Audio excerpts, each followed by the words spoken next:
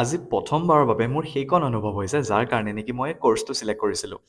Hello' মই ৰূপজ্যোতি।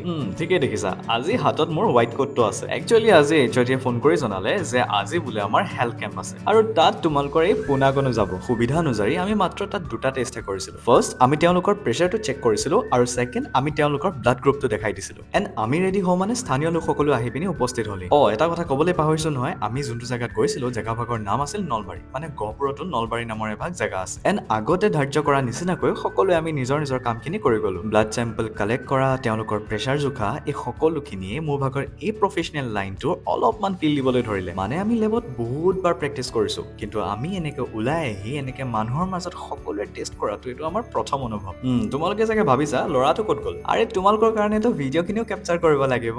পিছত সচিন আৰু স্বপ্নিলে যেনিবা অলপমান ক্লিপ দুটামান লৈ দিলে। বহুত জল্দি আমাৰ ইণ্টাৰ্ণশ্বিপো লাগিব ৰ'বা, তাৰ ভিডিঅ'খিনিও পাই থাকিবা। পিছে আমাৰ কামখিনি ইমান দেৰিলৈকে নাথাকিলে, সোনকালতে আজৰি হৈ গ'লো।